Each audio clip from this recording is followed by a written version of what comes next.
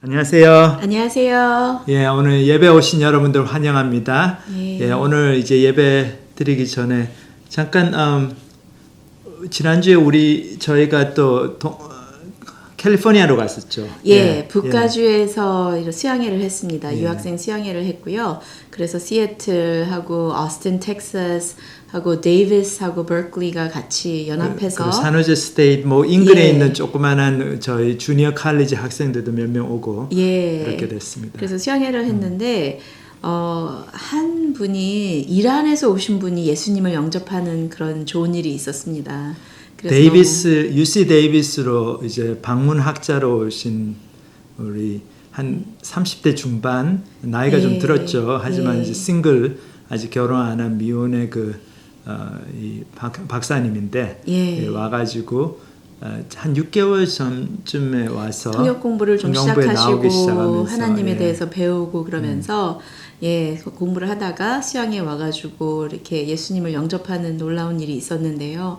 너무너무 감사한 게 이분이 이란으로 돌아가게 될 경우에 정말 많은 그런 고통과 핍박이 생길 수도 있고 특히 이제 예. 학교에서 가르치고 이런 교수들, 학자들 예. 이런 사람들은 그 이란 정부에서 굉장히 이렇게 아주 closely 예. 감시를 하고 또 그렇기 여러 때문에 가지 종교적인 신념 그런 거에 대해서 신경을 많이 쓰기 이렇게 때문에 관심을 보이고 예. 있죠, 정부에서. 예. 그렇게 해서 예수님을 믿겠다고 나서는 게 참 쉽지 않은 상황인데도 불구하고 너무 예수님이 맞다. 예수님이 살아계신 하나님의 아들이고 정말로 예수님 안에 그런 용서가 있구나 하면서 그런 이야기를 합니다.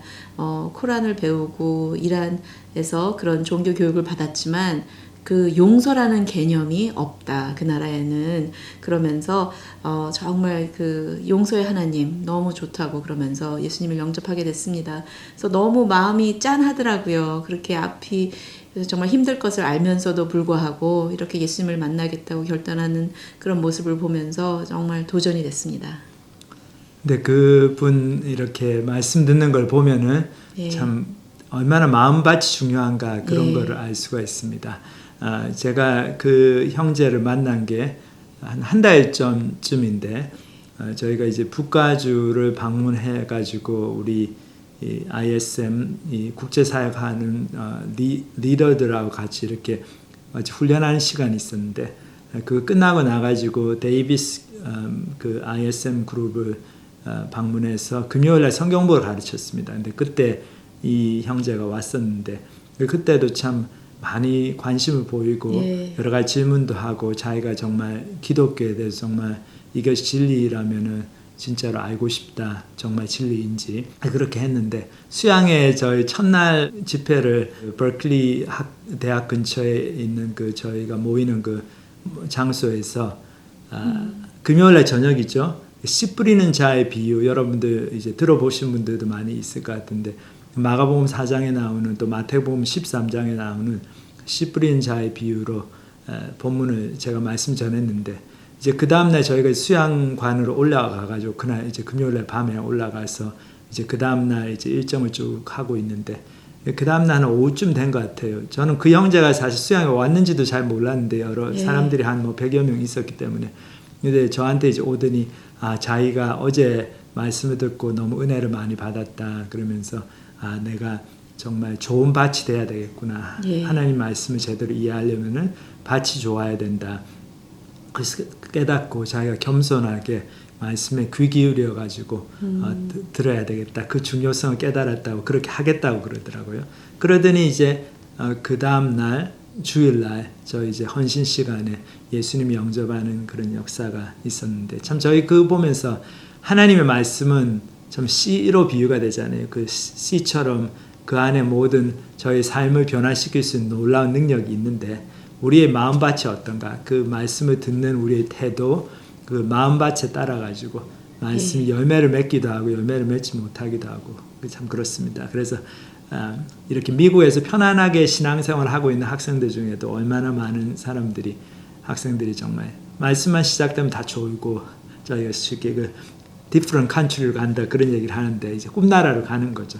참 그런 수양회에서 사람들이 와 보면은 와, 어떤 분들은 정말 복음을 소중하게 생각해서 열심히 듣고 어떤 형제들은 아 이거 왜 이렇게 길어 하면서 예. 또 안 좋아하고 그런 모습을 보면서 참 반응이 참, 천차만별인 것 같아요. 사람에 근데, 따라서 너무 예. 틀리다라는 생각이 근데 들면서 이 형제 같은 경우는 자기 예. 사실 정말 인생이 왔다 갔다 하는 거잖아요. 정말 예. 말 그대로 이 예수님을 안 믿으면은 그냥 편하게 자기 살 수 있는데 그렇잖아요. 이제 예. 공부도 많이 했고 앞길이 보장된 친구인데, 근데 예수님을 그 예. 복음이 진리이고 이것을 붙들고 살아야지 내가 영원한 생명을 누리게 되고 하나님 앞에서 의미 있는 삶을 살게 되고 또 천국에 가게 되고 지옥에 가지 않고 정말 그것을 너무 소중하게 진실로 받아들이기 때문에 그런 모습 보면서 너무 그 감사했어요. 앞날에 있을 그 어려움들까지도 다 감수하면서 인생이 확 바뀌는 거 그런 거를 감수하면서까지 정말 이렇게 믿음을 받아들이려고 하는 그런 태도 보면서 너무 정말 은혜가 되고 도전이 많이 됐습니다. 그래서 여러분들도 이제 저희도 이제 하나님 말씀 매주마다 이렇게 듣고 있는데 우리 마음밭이 어떤가 다시 한번 살펴보면서 이제 저희들 오늘 예배 때 창세기 17장 말씀을 같이 공부할 텐데 참 마음을 열고 겸손하게 말씀을 들으시고 순종하시는 여러분 되시기를 기도합니다. 저희들 찬양 한 곡 또 듣고 부르고 오늘 하나님 말씀 창세기 17장 같이 묵상하는 시간 가지겠습니다. 예.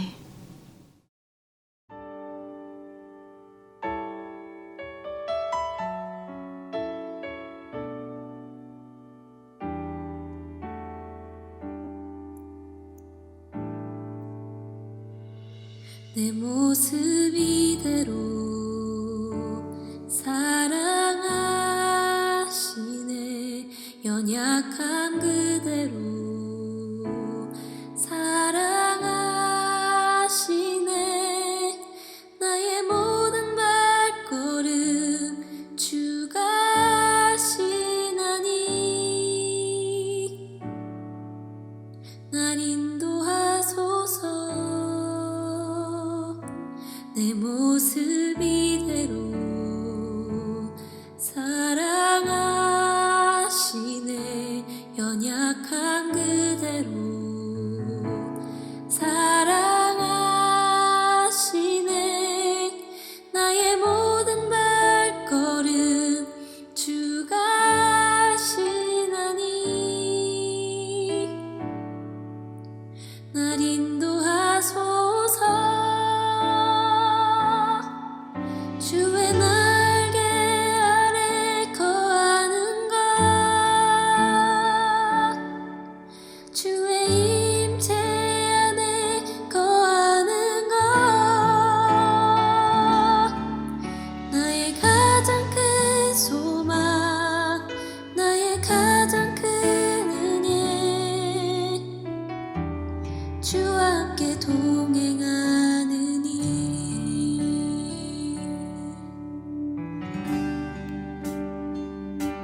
내 모습 이대로 사랑하시네 연약함 그대로 사랑하시네 나의 모든 발걸음 주가 하시나니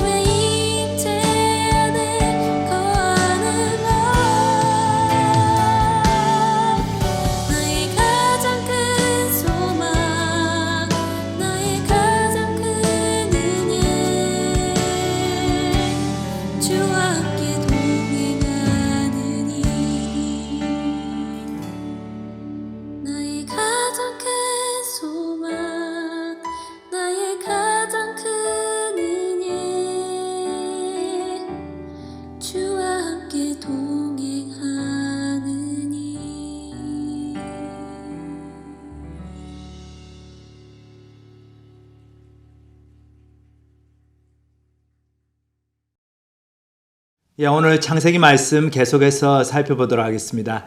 지난 주일날 제가 16장하고 17장을 함께 같이 생각해 보려고 그랬는데 시간이 좀 너무 지나가지고 17장 조금 들어가다가 말았습니다. 그래서 지난주 말씀 잠깐 생각해 보면은 이제 아브라함이 86세가 되었을 때 하란 땅을 떠나가지고 가나안으로 들어온 지 이제 10년이 딱 되었을 때죠. 85세군요. 85세가 되었을 때 10년 동안에 하나님께 주시겠다고 하는 그 약속의 아들이 태어나질 않았습니다. 그래서 사라는 여전히 임신을 못하고 그래가지고 이제 사라가 커링 코너즈를 하죠. 하나님의 약속을 재해석을 해가지고 이거 아버지만 아브라함이었으면 됐지 어머니는 뭐 누구든지 별로 상관이 없지 않나. 그래서 자기의 여종 하갈을 자기 남편 아브라함에게 처부러 줍니다. 그래서 하갈이 아브라함과 이렇게 동침을 했더니 그냥 덜썩 아이가 들어섰어요. 그래가지고 진짜 야 하나님 인도하시는갑다 그렇게 생각했을 수도 있겠죠. 이제 이스마엘이라고 하는 아이를 낳고 근데 참 그 과정에서 많은 어려움이 있었죠. 하갈하고 사라가 많이 싸우고 또 사라가 열받아가지고 하갈을 쫓아내고 그 아브라함은 그 사이에 끼어가지고 아무 일도 못하고 그냥 와이프가 하라는 대로 그냥 하고 굉장히 수동적이 되고 그런데 또 하갈이 정말 임신한 몸으로 자기 주인 사라의 그 핍박을 피해가지고 도망을 나왔는데 하나님께서 자비를 베풀어 주셔가지고 다시 돌아가라고 너 돌아가서 아이를 낳고 그 아이를 내가 축복하겠다 이름을 이스마엘이라고 하라 하나님께서 들으셨다 그런 뜻이죠. 그래서 하갈이 돌아가가지고 이스마엘을 낳습니다. 그래서 하갈이 아브라함한테 하나님께서 이름을 주셨다 이 아이의 이름을 주셨다 그 얘기를 한 것 같아요. 그래서 아브라함이 그 아이의 이름을 이스마엘이라고 지었습니다. 자, 그렇게 해서 이스마엘을 이제 키우면서 아브라함이 살았는데 참 재미있는 것이 86세에 그 사라 여종 하갈을 통해 가지고 아들을 낳았는데 이스마엘을 낳았는데 아브라함이 그 뒤로 13년 동안 하나님과의 교통이 별로 없는 것 같았어요. 여기 보면은 86세 하나님께서 아브라함에 말씀하시고 아브라함한테 말씀하신 것도 아니죠. 그 하갈에게 여종 하갈에게 주로 말씀하시고 아브라함하고 사라는 좀 이렇게 뒷방으로 처지게 됐죠. 이상하게 하나님께서 별로 말씀 안 하셨어요. 이게 아마도 이 사람들이 하나님의 말씀을 믿지 못하고 이렇게 다른 수를 쓰고 인간적인 방법을 동원해가지고 아이를 낳으려고 하고 그렇게 하니까 그런 상황에서 이제 하나님의 임재를 느끼지를 못하죠. 하나님은 우리가 불순종하고 우리 마음대로 하면은 이렇게 당분간 놓아두실 때가 많고 뭐 다른 거 다 떠나가지고 하나님과 우리 관계에서 큰 장벽이 생기는 거죠. 그래서 아브라함도 그런 시간을 맞이하게 됩니다. 그래서 이스마엘을 낳고 키우면서 그냥 재미있게 산 것 같아요. 그 다음 13년을. 근데 13년 차 되는 해에 하나님께서 아브라함에게 다시 나타나셔가지고 아브라함을 격려하시고 도전하시고 또 책망도 하시고 하나님의 약속을 다시 상기시켜 주시는 그런 장면이 나옵니다. 여기 창세기 17장 저희들이 다시 한번 살펴보도록 하겠습니다.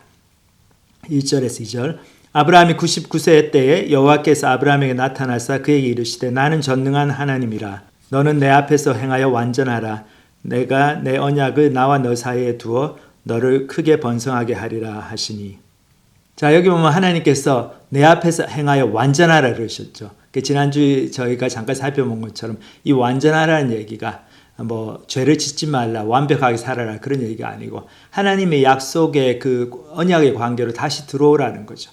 아브라함 너 이스마엘만 그렇게 믿고 그냥 평범하게 소시민으로 뭐 나는 이제 이스마엘하고 우리 잘 살면 되겠다 하나님의 약속이고 뭐고 별로 관심이 없다 그렇게 살지 말고 너는 지금 다시 하나님의 네가 누구인지를 깨닫고 하나님의 약속 언약 관계로 들어와야 된다. 그리고 하나님의 소명 내가 주는 그 약속을 믿고 다시 한번 따르는 그 삶으로 돌아와야 된다.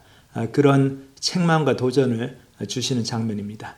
그래서 하나님께서 언약을 다시 한번 반복을 하시죠. 상기시켜 주십니다.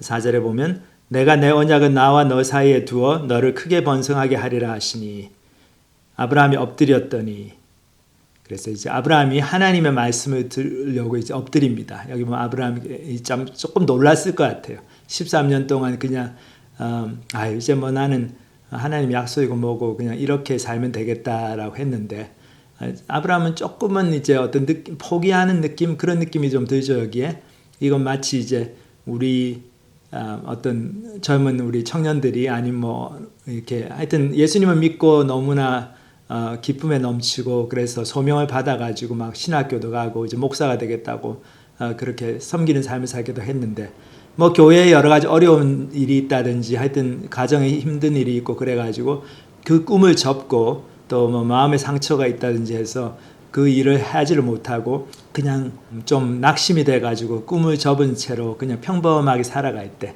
어떤 그런 상태를 아브라함도 아마 겪고 있는 것 같습니다. 여기서. 근데 하나님께서 딱 나타나셔가지고 너는 내 앞에서 행하여 완전하라 그러시면서 13년 전에 주신 또 뭐 그 전에 하면 23년 전이죠. 75세에 주신 그 약속을 다시 한번 상기시켜 주시고 나는 그 약속을 잊어버리지 않았다. 그러니까 너도 그 약속으로 나오라. 이런 말씀을 주시니까 아브라함이 깜짝 놀라면서도 또 한편으로는 참 하나님 앞에 다시 관계가 회복된다는 사실에 좀 기뻤을 것 같아요. 그래서 아브라함이 이렇게 엎드리는 모습이 나옵니다. 하나님 앞에서 다시 예배자로 돌아오는 거죠. 자, 그 다음에 그러니까 이제 하나님께서 그 약속을 다시 확인시켜 주시면서 참 여기 중요한 일을 행하십니다. 여기 보면 하나님이 또 그에게 말씀하여 이르시되 보라 내 언약이 너와 함께 있으니 너는 여러 민족의 아버지가 될지라. 이제 후로는 내 이름을 아브라함이라 하지 아니하고 아브라함이라 하리니 이는 내가 너를 여러 민족의 아버지가 되게 함이니라. 하나님께서 언약을 상기시켜 주시면서 이름을 바꿔주십니다. 여기 보면 아브라함, 원래 이 사람의 이름이 아브라함인데 이 말은 존귀한 아버지, 아버지란 뜻이에요. 존귀한 아버지 그런 뜻인데 하나님께서 너는 이제 내 이름을 아브라함이라고 하라 하죠. 이 이름의 의미는 열국의 아버지, 모든 족속들의 모든 나라의 아비가 된다. 그러니까 결국 하나님의 약속이 이루어지는 그 모습을 상기시켜 주시는 거죠. 이름을 통해서. 아브라함이 너는 이제 열국의 아비가 될 거다. 너의 후손을 통해서 모든 민족이 복을 받을 거다. 모든 나라가 축복을 받는다. 그런 굉장히 이제 거창한 이름으로 바꿔주시죠. 근데 이게 허황된 게 아니죠. 하나님의 약속이 주어졌습니다. 아브라함에게. 그래서 그 약속을 아마 기억시키시려고 하나님께서 이름을 바꿔주십니다. 그래서 계속 본문을 보면 내가 너를 심히 번성하게 하리니 내가 내게서 민족들이 나게 하며 왕들이 내게로부터 나오리라. 내가 내 언약을 나와 및 네 대대 후손 사이에 세워서 영원한 언약을 삼고 너와 내 후손의 하나님이 되리라. 내가 너와 내 후손에게 네가 거류하는 이 땅과 가나안 온 땅을 주어 영원한 기업이 되게 하고 나는 그들의 하나님이 되리라. 하나님이 또 아브라함에게 이르시되 그런즉 너는 내 언약을 지키고 내 후손도 대대를 지키라. 자, 여기 보면 하나님께서 아브라함에게 25년 전에 주셨던 그 약속을 다시 한번 상기시켜 주시면서 야, 너 이렇게 살아야 된다 말씀을 주시죠. 참 저희가 이거 보면 하나님께서 얼마나 우리 성도들을 포기하지 않으시고 끝까지 인도하시나 그 하나님의 신실하심과 하나님의 그 포기하지 않으시는 사랑, 그 아버지의 사랑이죠. 그것을 볼 수 있습니다. 아브라함을 택하시고 아브라함이 이렇게 좀 낙심을 하고 또 자기 그냥 사는 재미에 빠져가지고 이스마엘을 키우면서 그렇게 소시민적으로 살려고 할 때 14년 만에 나타나셔가지고 다시 한번 그 약속을 확인시켜 주시고 너는 이렇게 그냥 대충 살고 갈 사람이 아니다. 너는 하나님의 약속을 받은 축복받은 백성이다. 그렇기 때문에 너는 좀 특별하게 살아야 된다. 그러니까 정신 바짝 차려라. 그리고 이름까지 바꿔주시죠. 그냥 아버지가 아니고 너 이스마엘의 아버지, 그 한 아이의 아버지가 아니고 열국의 아비가 되어라. 그렇게 아브라함으로 이름을 바꿔주십니다. 그러면서 하나님께서 또 다른 한 가지 일을 행하십니다. 여기 보면은 참 굉장히 중요한 말씀 주십니다. 너희 중 남자는 다 할례를 받으라. 이것이 나와 너희와 너희 후손 사이에 지킬 내 언약이니라. 너희는 포피를 베어라. 이것이 나와 너희 사이의 언약의 표징이니라. 너희의 대대로 모든 남자는 집에서 난 자나 또는 너희 자손이 아니라 이방 사람에게서 돈으로 산 자를 막론하고 난 지 8일 만에 할례를 받을 것이라. 너희 집에서 난 자든지 너희 돈으로 산 자든지 할례를 받아야 하리니 이는 내 언약이 너희 살에 있어 영원한 언약이 되려니와 할례를 받지 아니한 남자 곧 그 포피를 베지 아니한 자는 백성 중에서 끊어지리니 그가 내 언약을 배반하였습니다. 여기 보면 하나님께서 모든 남자들에게 할례를 받으라 말씀 주시죠. 이 할례라고 하는 게 쉽게 얘기하면 포경수술이죠. 그러니까 남자의 그 생식기의 그 끝에 그 포피를 그 스킨을 이렇게 베어내는 그런 의식인데 하나님께서 이 의식을 통해 가지고 이 아브라함 집안에 있는 모든 사람들에게 하나님의 약속을 상기시켜 주십니다. 너희는 내 백성이다. 이제 남자의 생식기가 그 어떤 생명의 근원 그런 걸 상징한다고 볼 수 있죠. 이 자손을 낳을 수 있는 그런 생식기관이니까 거기에 이렇게 표시를 주심으로써 너희의 후손들이 얼마나 구별된 백성, 하나님의 약속을 이어받아서 하나님의 그 복의 통로로 다른 민족들에게 하나님의 그 복음을 전하고 축복을 전하는 통로로 되는 그런 삶을 살아야 된다. 그것을 기억시키시기 위해서 그 살에 우리 몸에 이런 표시를 주십니다. 그래서 참 재밌는 게 여기 보면 아브라함의 직계 가족뿐만 아니고 그 집에 있는 모든 종들까지 다 할례를 받게 하십니다. 그리고 할례를 안 받은 사람은 이 언약에서 끊어져 나간다. 그런 아주 심각한 또 경고를 주시죠. 여기서 저희가 알 수 있는 게 하나님의 복의 근원, 그 하나님의 복음이 하나님의 약속이 꼭 그렇게 아브라함의 혈통만을 따라가지고 내려가는 건 아니다. 그걸 볼 수 있습니다. 이미 아브라함에 살아있을 때부터 아브라함의 직계 자손뿐만 아니라 아브라함 집안에 일하는 종들까지, 그러니까 아브라함하고 어떤 식으로 이제 관계가 되어가지고 함께 살아가는 그 공동체에 속한 사람들은 전부 다 하나님의 약속의 그 축복 안에 있었습니다. 그래서 모두 다 할례를 받도록 하셨죠. 저희도 이것이 보면서 하나님께서 이미 아브라함을 부르셨을 때부터 그 마음에 우리를 향한 우리 인류의 보편적인 구원을 위한 그 계획을 갖고 계시다는 것을 볼 수 있습니다. 이 복음이 단지 이스라엘 백성들에게만 국한된 것이 아니고 단지 아브라함의 가족에게만 제한적으로 적용되고 누려지는 것이 아니고 아브라함의 그 신앙을 쫓아가는 모든 사람들, 그 공동체 안으로 들어오는 사람들에게는 다 똑같이 주어진 은혜다. 그것을 볼 수가 있습니다. 그리고 또 하나 이제 볼 수 있는 게 할례를 행하고 이름을 바꿔주시고 정말 이 두 가지 사건을 통해서 저희들이 생각해 볼 게 얼마나 이제 하나님을 따라가는 신앙, 하나님의 약속을 믿는 이 신앙이 뼛속 깊이까지 들어와야 되나 그거를 볼 수가 있죠. 이게 그냥 머리로만 이해하는 그런 교리적인 지식 거기서 머물러서는 안 되겠습니다. 내가 하나님의 자녀이다. 하나님의 백성이다. 하나님의 약속을 따라서 살아야 되는 사람이다. 이 자기 자신에 대한 정체성 그리고 삶의 목적 의식, 삶을 바라보는 그 관점 그리고 세상을 바라보는 이 관점, 세계관, 인생관 그리고 인생의 목적, 하루하루 살아가는 삶의 그 동기 이런 것들이 모두 하나님의 약속과 그 성취, 내가 하나님의 약속을 이어받는 사람, 하나님의 약속이 이루어지는 데 쓰임받는 사람이다. 그 영적인 사실을 확실히 인지하고 그것을 통해서 계속해서 내 삶을 영위해 나가고 정말 이런 것이 몸속 깊이 박혀 있어야 된다는 것을 저희들이 볼 수가 있습니다.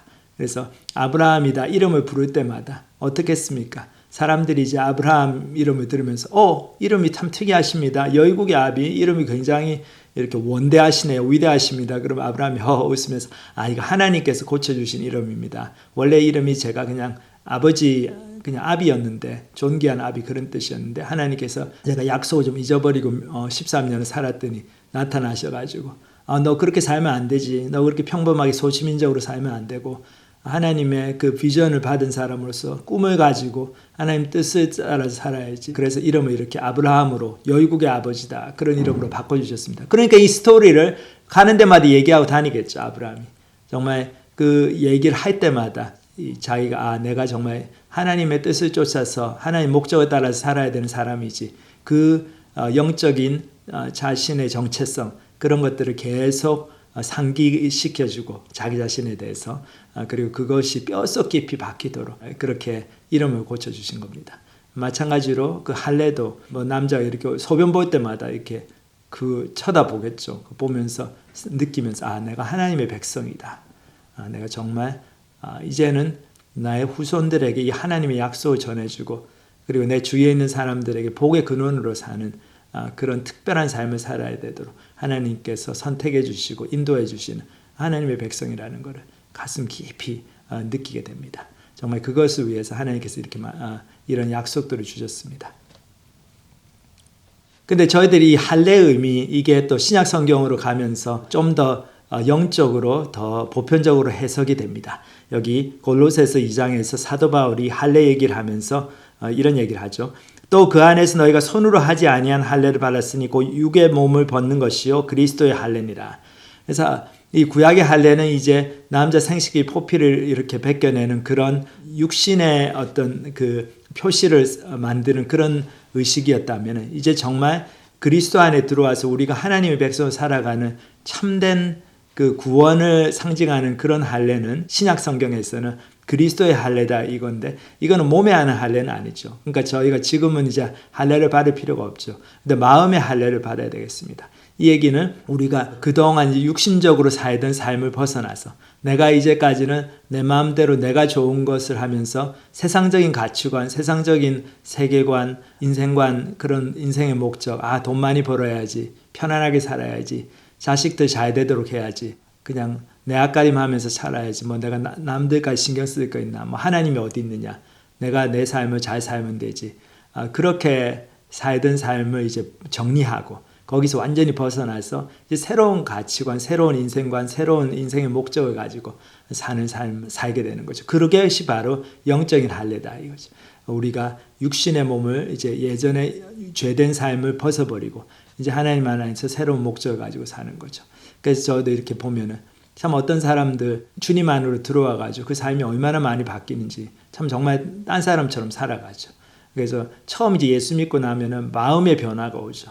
그 전까지는 뭐 교회 다니던 사람들도 교회 가는 게 부담이 되고 하나님 위해 시간 쓰는 게 아깝고 시간 낭비 같고 뭐 조금 그 예배 드리고 일주일에 한 2시간은 모르겠는데 막 그냥 주일날도 교회 가고 주일날 교회 하루 종일 살으려고 그러고 그리고 수요일 날도 교회 가고 매일같이 뭐 콰이트 타임하고 야 이건 너무했다. 이건 뭐 내가 무슨 목사도 아니고 목사는 뭐 월급 받으면서 하지만 난 월급도 안 주는데 내가 왜 이런 걸 하냐.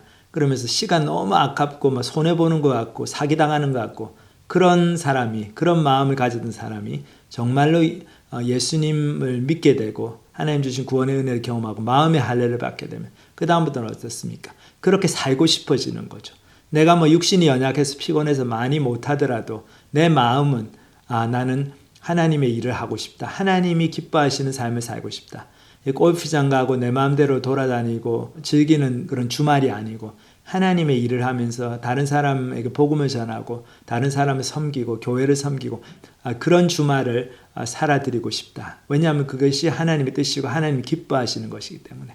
그래서 하나님을 기쁘시게 하고 싶은 그 강한 열망, 그 마음의 소원이 생기는 것. 그것이 정말 참된 구원의 표시죠. 구원받은 사람의 가장 결정적인 이 사람 정말 구원받았구나 알 수 있는 그 증거 중에 하나가 바로 그것입니다. 그 마음에 하나님을 기쁘시게 하고 싶은 소원이 생기는 것, 강한 열망이 생기는 것. 우리가 마치 배고프면 너무 먹고 싶잖아요. 밥 먹고 싶잖아요. 그것처럼 하나님을 기쁘시게 하고 싶다. 나는 내 인생 하나님을 기쁘시게 하고 영광 돌리는 삶을 살고 싶다는 강한 욕구가 생기는 것. 그거 성령의 역사이고 참으로 구원받은 사람의 표시라고 성경은 말씀하고 있습니다. 그래서 그것이 바로 마음의 할례를 받은 표시이죠.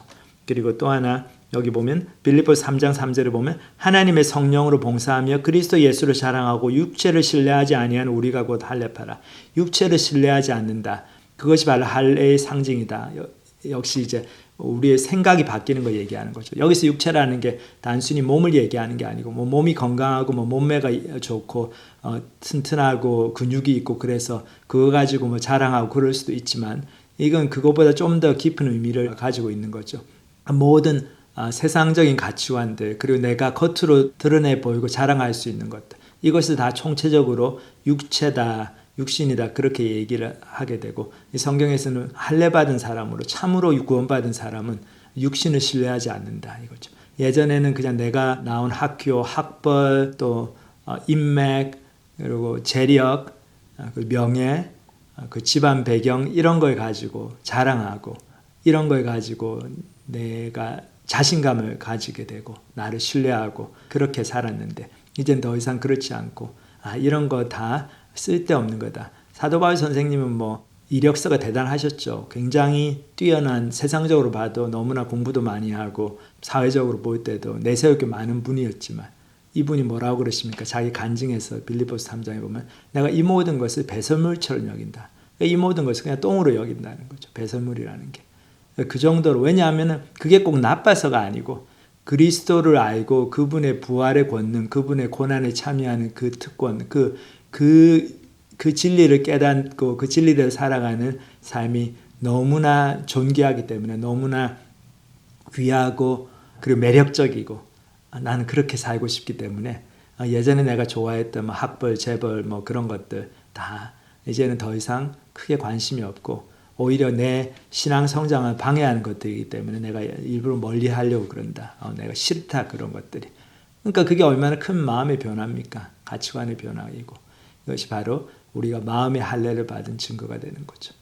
우리가 하루하루 그렇게 변화된 가치관으로 살아갈 때 우리의 마음이 정말로 점점 하나님의 약속 쪽으로 이렇게 옮겨가고 하나님의 임재가 하루하루 구체적으로 느껴집니다. 그래서 우리의 삶이 하루하루 살아가는 삶이 천국의 열매를 맺고 하나님이 보실 때 의미가 있고 하나님이 기억하시는 하루하루가 됩니다. 그러면 이 하루하루를 통해서 많은 사람들이 우리가 알든지 알지 못하든지 간에 우리 주위에 있는 많은 사람들이 복을 받게 되는 거죠. 우리의 삶을 보면서 하나님을 좀 느끼고 이 사람 하나님 믿는다더니 조금 틀리네. 이 사람 성경 공부하더니 조금 틀리네.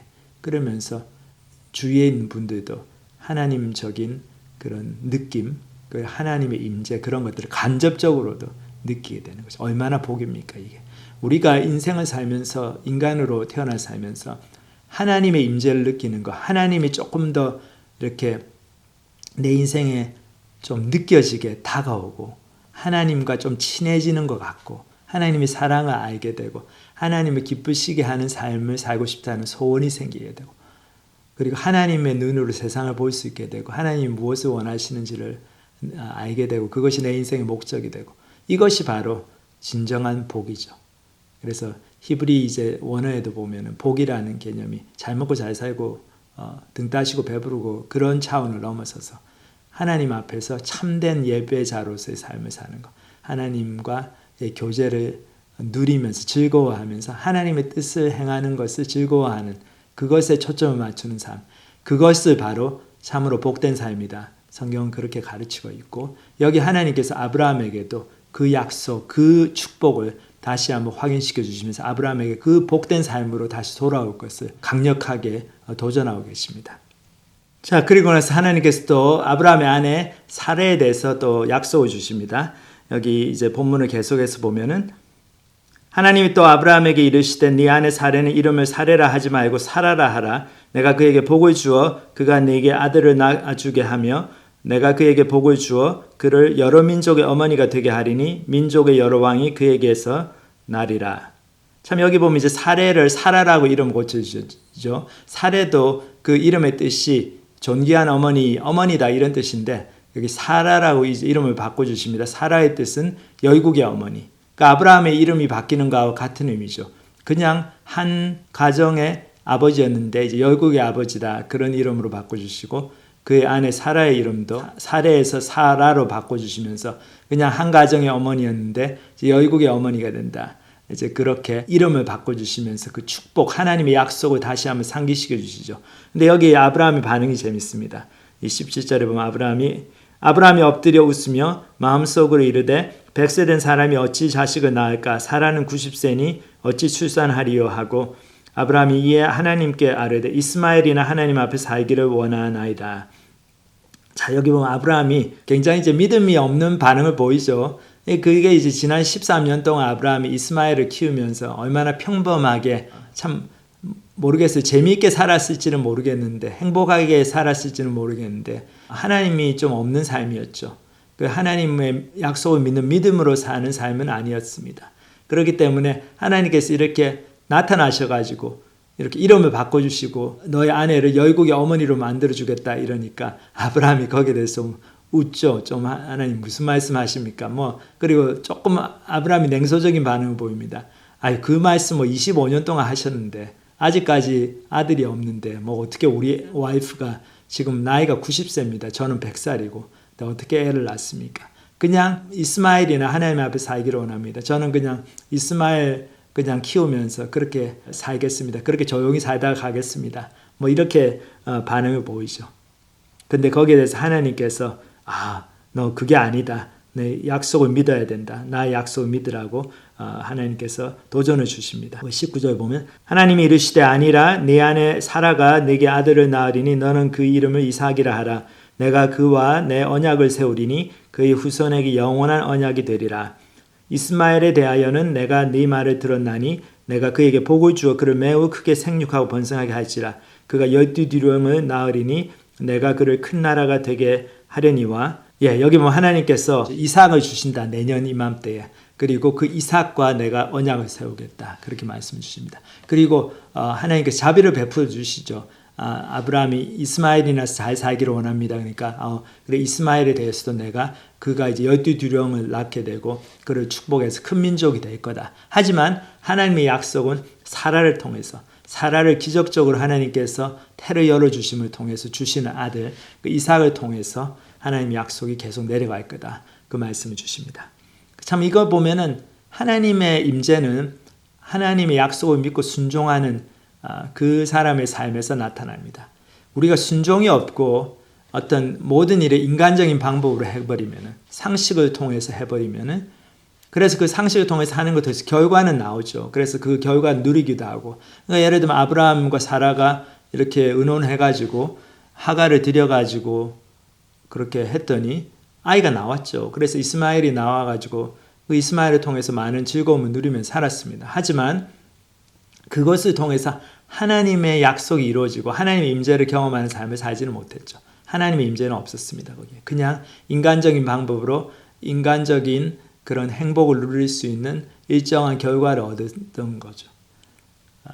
근데 우리 인생에 있어서 가장 중요한 축복, 절대 놓치면 안 되는 축복이 이게 하나님의 임재를 경험하는 것, 하나님과 친해지는 것, 하나님의 뜻대로 사는 삶. 그것이 참된 복이죠. 왜냐하면 결국 하나님께서 우리 인생을 심판하실 거니까. 우리 인생을 판단하시고 우리 인생을 평가하시죠. 마지막에. 그리고 하나님 속에서 누리는 즐거움이 이 세상에서 뭐 아이들 낳고 누리는 즐거움 그거하고 비할 바가 아니죠. 아이들 낳고 저희들 소시민적으로 편안하게 살면은 근데 그 몇 년을 그렇게 삽니까? 뭐 길어야 3, 40년이죠. 그러면 끝납니다. 그 다음에는 어떻게 됩니까? 하나님의 영원한 심판이 있는 거죠. 그러니까 참 그렇게 사는 삶이 아니고 저희들이 하나님의 복을 사모하면서 하나님의 은혜 가운데 들어오고 하나님의 임재를 경험하면서 살면은 그것이 참된 축복이고 그건 영원으로 이어지는 축복이죠. 근데 아브라함도 그런 축복을 살아야 되는데 그 축복을 삶을 살려면 순종이 있어야 되죠. 그러니까 하나님께서 사라한테 아이를 주실 것이라는 것을 믿고 순종해야 됩니다. 그래서 하나님께서 계속 그 말씀을 주시는 거죠. 자, 그 다음에 계속해서 본문을 보면 내 언약은 내가 내년 이 시기에 사라가 네게 낳을 이삭과 세우리라. 하나님이 아브라함과 말씀을 마치시고 그를 떠나 올라가셨더라. 자, 하나님께서 여기 보면서 세 가지 약속의 말씀, 세 가지 도전을 주시죠. 세 가지 아브라함이 지켜야 될, 순종해야 될 말씀을 주셨습니다. 이제 첫 번째가 하나님께서 이름을 바꿔주신 것. 아브라함이라 하지 말고 아브라함이라고 하라. 사라라고 하지 말고 사라라고 하라. 열국의 아비가 되고 열국의 어머니가 될 거다. 이름 바꿔야 된다. 동사무소 가서 호적 초본 다시 떼고 이름 바꿔라. 그 말씀 주셨고. 두 번째가 어떻습니까? 할례죠. 너희는 이제 택한 백성이고 그러니까 모든 남자들 다 불러가지고 생식기하고 포피를 배워라. 그래서 할례를 통해서 정말 우리가 누구인가를 하나님의 자손들이다. 하나님의 약속을 받은 사람이다. 그것을 계속 너희들이 기억해야 된다. 그리고 마음의 할례를 받아야 된다. 정말 근본적으로 내가 왜 사는지, 누구를 위해 사는지, 무엇을 위해 사는지 그것을 바라보는 그 생각하는 마음이 바뀌어야 된다는 거죠. 그래서 마음의 변화를 상징하는 할례를 받아야 된다. 그 말씀 주십니다. 그리고 세 번째가 사례를 통해 가지고 아니죠. 이제 사라죠. 열국의 어머니. 사라를 통해서 약속의 아들 이삭을 주신다. 내년 이맘때에 아이가 태어난다. 그 말씀을 믿으라는 거죠. 그래서 이 세 가지를 아브라함이 순종을 했어야 됩니다. 그래서 아브라함이 순종을 하죠. 그래서 그 순종을 통해서 아브라함이 하나님과의 관계가 회복이 됩니다. 지난 13년 동안 계속되었던 하나님의 침묵이 이제 깨어지고 하나님과의 관계가 다시 회복되는 모습을 보입니다. 그래서 여기 본문을 보면 아브라함이 그 하나님 말씀에 순종하는 장면이 나오죠. 23절에 이 아브라함이 하나님이 자기에게 말씀하신 대로 이날에 그 아들 이스마엘과 집에서 태어난 모든 자와 돈으로 산 모든 자 곧 아브라함의 집 사람 중 모든 남자를 데려다가 그 포피를 베었으니 아브라함이 그의 포피를 벤 때는 99세였고 그의 아들 이스마엘이 그의 포피를 벤 때는 13세였더라. 그날에 아브라함과 그 아들 이스마엘이 할례를 받았고 그 집의 모든 남자 곧 집에서 태어난 자와 돈으로 이방 사람에게 사온 자가 다 그와 함께 할례를 받았더라. 여기 보면 아브라함이 순종하는 모습이 나오죠. 아브라함도 99세 그리고 이스마엘도 13세 그때 다 같이 그리고 그 집안에 사는 모든 종들까지 전부 다 할례를 받게 합니다. 참 이게 쉽지 않았을 것 같아요. 그 당시에 뭐 부싯돌로 할례를 행하고 뭐 마취제가 있었던 것도 아니고 이 고통스러운 것이지만은 그래서 많은 사람들이 뭐 아브라함의 종들 중에 이거 왜 해야 됩니까? 이거 불편하게 힘들게 이거 왜 해야 되는 거지? 이렇게 불평하고 그럴 때 아브라함이 설명을 해야겠죠. 아, 내가 지난 14년 동안 잘못 살았는데 사실은 우리가 다 하나님의 약속대로 살아야 되는 사람들이다. 그리고 하나님의 약속이 지금 다시 나한테 임했다. 그래서 우리를 통해서 열국이 복을 받고 하나님의 약속이 이루어지고 그 언약의 백성으로서의 그 정체성이 분명해져야 된다. 그래서 하나님께서 우리에게 할례를 받으라고 하신다. 그래서 우리가 매일같이 뭐 샤워하고 또 소변 보고 할 때마다 그 할례를 기억을 하게 되고 그 할례의 표시로 새겨진 그 몸에 새겨진 표시를 보면서 내가 하나님의 백성이지 하나님의 자녀로 살아야 되지 그것을 매일같이 기억하도록 이것을 해야 된다. 그렇게 설교를 했겠죠. 그런 설교를 통해 가지고 아브라함의 집안의 모든 사람들이 그 마음에 이해가 되고 그러니까 복음을 받아들인 거죠. 아, 이래서 우리가 할례를 다 받아야 되는구나. 그래서 다 같이 거기에 동의를 하고 할례를 받습니다. 이게 아브라함 집안에 일어난 그 자그마한 그렇지만 굉장히 중요한 영적인 부흥이죠. 여기 보면 아브라함이 순종을 했기 때문에 다시 하나님과의 관계가 회복이 되고 영적 부흥을 다시 경험하게 되고 아브라함의 온 집안이 다시 하나님의 약속 쪽으로 이렇게 발걸음을 떼는 그런 모습을 볼 수 있습니다. 참 저희들이 오늘 이제 말씀을 통해서 하나님이 얼마나 우리를 포기하지 않으시고 우리는 하나님을 떠나가지고 뭐 내 삶을 좀 포기하다시피 하고 아유 뭐 이제 나는 이스마엘이나 보면서 살겠다. 내가 뭐 이 나이에 무슨 하나님 뜻이고 뭐고 아유 뭐 그냥 몸도 아프고 허리도 아프고 이빨도 아프고 근데 그냥 내 앞가림을 하면서 남은 여생 살아야지. 그렇게 마음을 접고 있을 때 하나님은 다시 나타나시. 아, 너 왜 그러냐? 그렇지 않지 않냐? 내가 너 복음을 받아들이지 않았느냐? 너 예수 믿는 사람 아니냐? 그리고 너 영적으로 관심이 있지 않느냐? 그러니까 여기서 포기하면 안 된다. 계속 앞으로 전진해야 된다. 계속 영적인 투쟁을 해나가야 된다. 그러면서 참 더 강력한 그런 약속의 표시를 주시죠. 할례와 이름을 바꿔주시는 것과 그리고 사라에게 약속의 아들 이삭이 내년에 태어날 것이다. 그 놀라운 그 또 구체적인 아들의 탄생, 언약의 아들의 탄생을 말씀해 주십니다. 근데 이것을 정말 믿어야 됐죠. 아브라함이 근데 이것을 믿고 할례가 힘들었겠지만 고통스러웠겠지만 또 번거로웠겠지만 불편했겠지만 그것에 순종을 합니다. 그래서 저희도 정말 하나님께서 저희를 포기하지 않으시고 다시 나타나셔가지고 이렇게 말씀을 주시고 약속을 주실 때 그것이 좀 힘들고 번거롭고 고통스럽더라도 우리가 그것을 할 때, 다시 순종할 때 우리가 정말 하나님께서 주시는 영적인 부흥을 경험하게 되고 그리고 우리가 정말 하나님과 인격적으로 만나게 되는 구원의 역사, 부흥의 역사, 회개의 역사가 일어나게 되는 줄 믿습니다. 이런 놀라운 하나님의 은혜를 경험하는 여러분 모두가 되시기를 간절히 기도합니다. 다 같이 기도하시겠습니다. 하나님 아버지, 오늘 아브라함에게 정말 13년 만에 나타나셔가지고 이스마엘을 통해서 그냥 재미있게 소시민적으로 자신의 그 가족의 그 행복과 안락을 추구하면서 살았던 것 같이 보이는 아브라함에게 다시 나타나셔서 너는 내 앞에서 행하여 완전하라, 그런 정말 도전을 주시고 또 아브라함의 이름을 열국의 아비다, 또 사라의 이름을 열국의 어머니다, 그렇게 바꿔주시고 또 할례를 행하게 하셔서 할례를 통해서 그 몸의 표시를 통해서 그들이 정말 하나님의 백성, 언약의 백성인 것을 뼛속 깊이 깨닫도록 매일같이 그 표시를 보면서 기억을 하도록 그렇게 은혜 베풀어 주신 것 감사드립니다. 그리고 또한 사라에게 내년 이맘때 너에게 아들이 있을 거다. 약속의 아들이 분명히 태어난다. 그런 정말 놀라운 또 축복의 약속을 주시고 아브라함을 격려해 주신 걸 보면서 저희들이 얼마나 참 위로가 되고 은혜가 되는지요. 하나님 아버지, 참 저희도 아브라함처럼 이런 하나님의 약속이 주어졌을 때 이것에 불평하지 않고 이것이 번거롭고 힘들고 고통스럽고 불편하고 하더라도 그것에 순종하여서 저희의 삶 속에서도 정말 하나님이 다시 가깝게 느껴지고 하나님의 사랑이 더 깨달아지고 하나님의 뜻을 순종하면서 하나님 뜻대로 하나님을 기쁘시게 해드리고 싶은 그런 마음의 소원이 정말 무럭무럭 자라나는 그런 복된 삶을 누릴 수 있도록 축복하여 주시옵소서. 오늘 이렇게 주신 하나님 말씀 감사를 드립니다. 예수님의 이름으로 기도합니다. 아멘.